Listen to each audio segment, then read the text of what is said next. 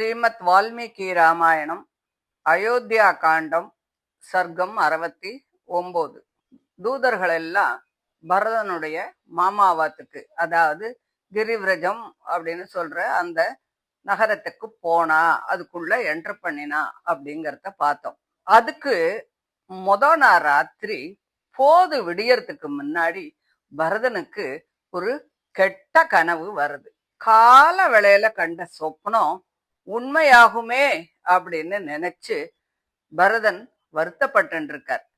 அவருடைய நண்பர்கள்லாம் அதை பார்த்துட்டு அதை போக்கணும் அப்படிங்கிறதுக்காக ஏதோ வாத்தியங்கள்லாம் வாசிக்கிறா, பாட்டெல்லாம் பாடுறா, நாடகங்கள் எல்லாம் சொல்றா, கதைகள் எல்லாம் சொல்றா, எல்லாம் எடுத்து சொல்றா. அவனுடைய மனசை மாத்த அவளால முடிஞ்ச வரைக்கும் ட்ரை பண்றா. ஆனா பரதனுடைய மனசு அதுல எல்லாம் போகல. ஏதோ ஒரு ஏக்கம் பிடிச்சவனை போலவே இருந்தான். பரதனுடைய ஒரு பிரியமான தோழன், ஏன் பரதா இப்படி இருக்க, உனக்கு ஏதோ வருத்தமா இருக்கு அப்படிங்கிறது மட்டும் தெரியுது, அதுக்கு என்ன காரணம்னு சொல்லு, அதை என்கிட்ட சொல்லக்கூடாதா அப்படின்னு சொல்லிட்டு கேக்குறான். அப்போ பரதன் சொல்றான், நண்பா, எனக்கு துக்கம் வரத்துக்கு காரணம் நேத்து ராத்திரி என்னுடைய கனவுல என்னுடைய அப்பா தலைமயிர விரிச்சு போட்டுண்டு அழுக்கு படிஞ்ச சரீரத்தோடு ஒரு மலை உச்சியிலேந்து ஒரு பசுவின் சாணத்தால் நிறைந்த ஒரு மடுவுல குதிச்சு அதுல நீஞ்சி விளையாடுறத பார்த்தேன்.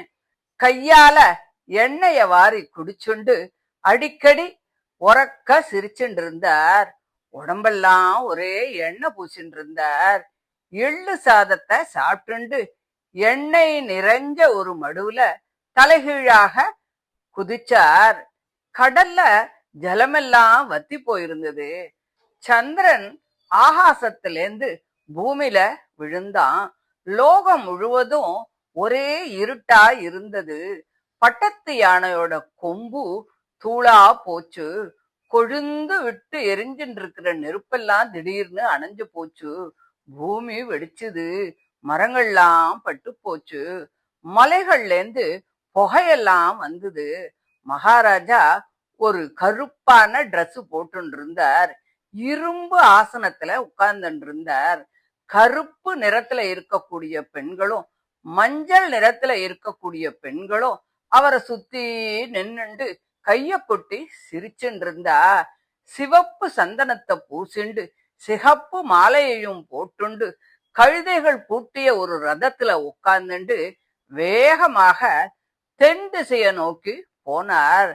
சிவப்பு டிரெஸ் போட்டு இருந்த ஒரு ராட்சசி பயங்கரமா சிரிச்சுண்டு மகாராஜாவை கட்டி இழுத்தா. நேத்து ராத்திரி இந்த அசுபமான சொப்பனத்தை நான் கண்டேன். நானாவது ராமனாவது லக்ஷ்மணனாவது மகாராஜாவாவது இறந்து போயிடுவாளோ அப்படின்னு எனக்கு தோன்றது. சொப்பனத்துல கழுதைகள் பூட்டப்பட்ட ரதத்துல ஒருவன் போறத பார்த்தா அவனுடைய பிணத்தோட புகைய ரொம்ப சீக்கிரமா மசானத்துல பார்க்கலாம் அப்படின்னு சொல்லுவா. நான் கவலையோடு இருக்கிறதுக்கு இதுதான்ப்பா காரணம். என் நெஞ்சு அப்படியே இத நினைச்சு நினைச்சு வறண்டு போறது. என் மனசு அப்படியே தவியா தவிக்கிறது. பயம் ஏற்பட எந்த ஒரு காரணமும் எனக்கு புரிய மாட்டேங்கிறது. ஆனா நான் பயப்படுறேன். ஏன் பயப்படுறேன் அப்படிங்கறதே எனக்கு புரியல. என்னோட பேச்சும் வார்த்தையும் குரலும் வழக்கம் போல இல்ல. என்னோட தேஜஸ் கூட குறைஞ்சு போற மாதிரி இருக்கு. இதுக்கெல்லாம் என்ன காரணம் இருக்கு அப்படின்னே எனக்கு புரியல. ஒன்னும் தெரியவும் இல்ல. ஒரே குழப்பமா இருக்கு. இதுவரையில இந்த மாதிரியான ஒரு சொப்பனத்தை நான் கண்டதே இல்ல. இது எங்கேயானும் பலிச்சுடுமோ அப்படின்னு ஒரு பயம் வருது. இதையும் பிதாவையும் நான் நினைச்சு பார்க்கும்போது என் மனசுல பயம் ரொம்ப ஜாஸ்தி ஆறுது அப்படின்னு தன்னோட நண்பன் கிட்ட சொல்லி பரதன் ரொம்ப கவலைப்பட்டார் அப்படின்னு சொல்லி இந்த 69வது அத்தியாயத்தை முடிக்கிறார்.